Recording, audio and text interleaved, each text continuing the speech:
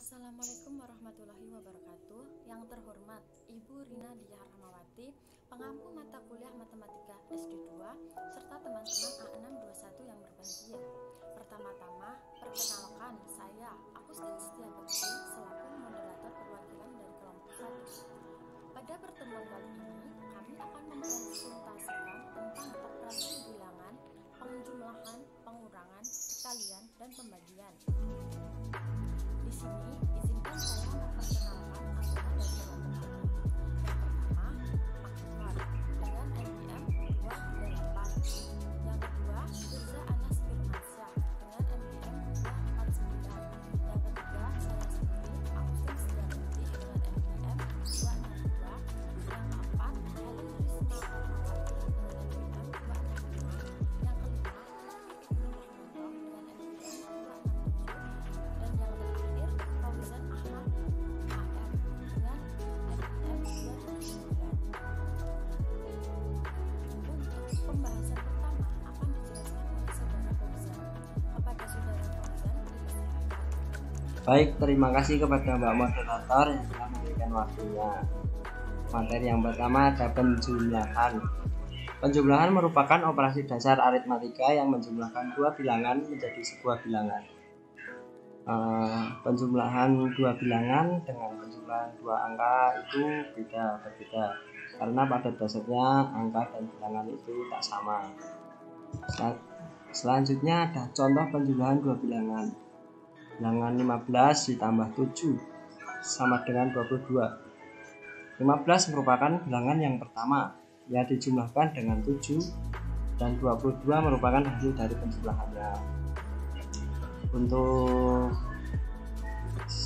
materi selanjutnya saya kembalikan ke Mbak Moderator. Terima kasih kepada Saudara Fauzan yang menjelaskan materi pertama tentang penjumlahan dan contoh penjumlahan dua bilangan. Untuk materi kedua akan dijelaskan oleh Saudara Mufti. Kepada Saudara Mufti, dipersilakan.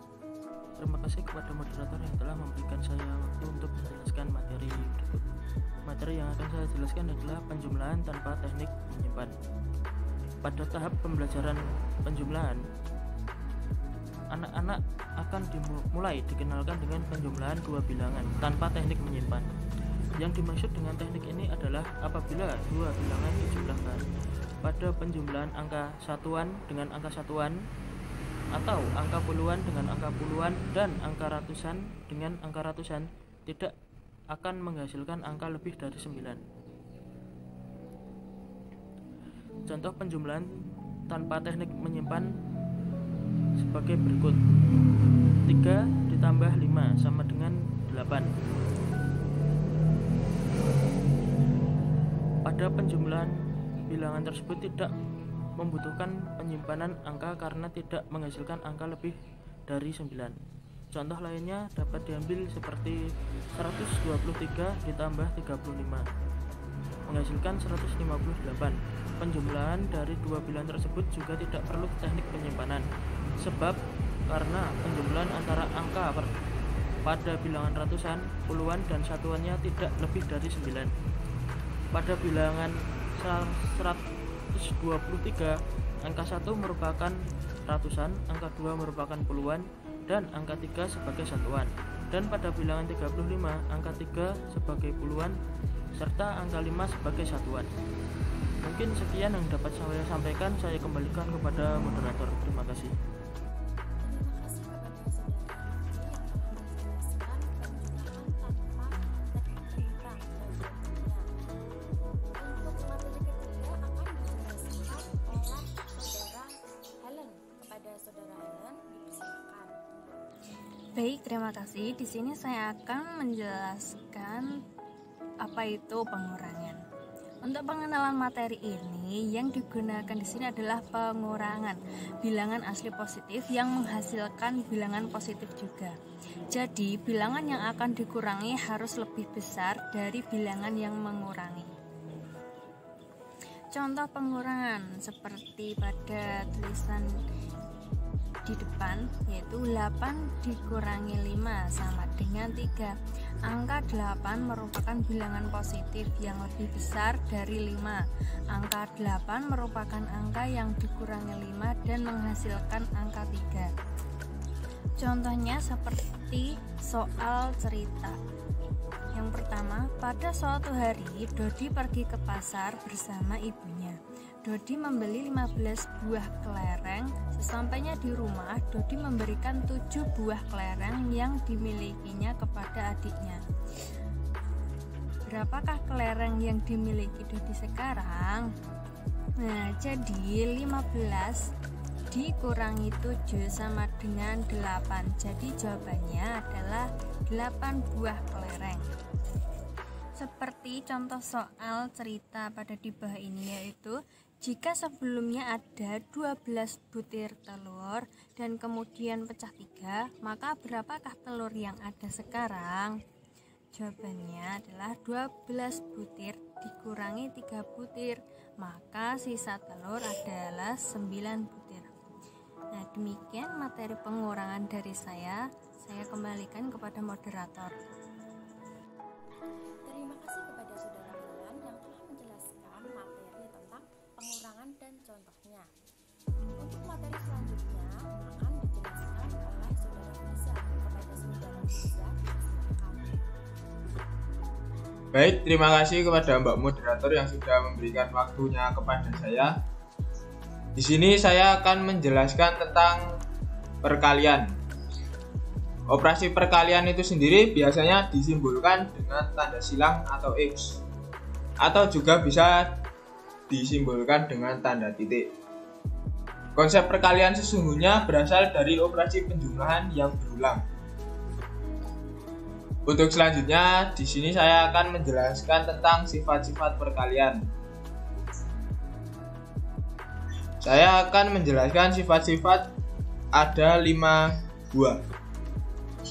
Untuk yang pertama ada sifat kumulatif atau sifat pertukaran yang dirumuskan dengan A kali B sama dengan B kali A.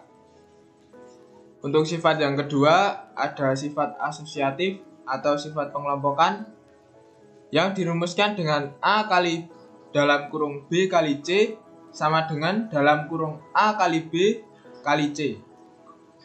Sifat yang ketiga yaitu sifat tertutup, dirumuskan jika A, B bilangan bulat, maka A kali B bilangan bulat. Sifat yang keempat yaitu sifat 1 merupakan identitas asli perkalian.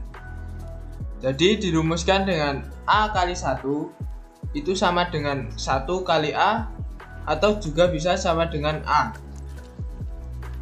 Sifat yang kelima yaitu sifat distributif terhadap penjumlahan dan pengurangan.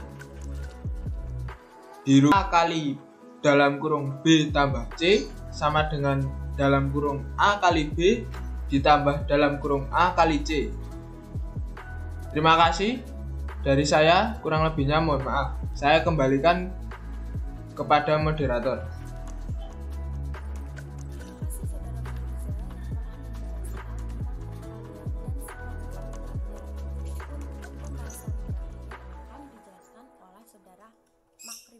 Kepada Saudara Makrifat, dipersilahkan. Ya, di sini saya akan melanjutkan materi tentang pembagian. Operasi pembagian biasanya disimbolkan dengan tanda titik 2 atau tanda garis miring.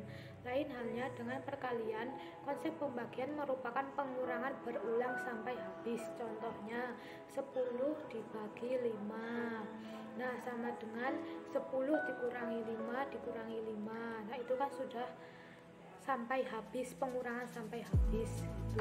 Nah, otomatis jadinya 10 dibagi 5 sama dengan 2. Nah, syarat utama pembagian. Syarat utama pembagian yaitu B tidak boleh sama dengan 0. Apabila B sama dengan 0, maka A dibagi B disebut tidak terdefinisi. Ya, selanjutnya akan dilanjutkan oleh teman saya yaitu Mbak Titin. Baik, terima kasih kepada Saudara Makrifat yang telah menjelaskan tentang pembagian dan sifat pembagian. Di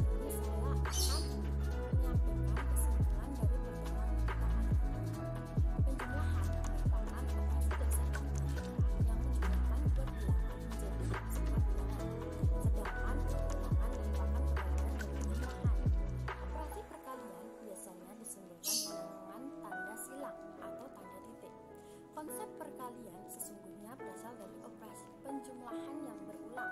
Inverse atau lawan atau kebalikan dari operasi perkalian adalah operasi pembagian.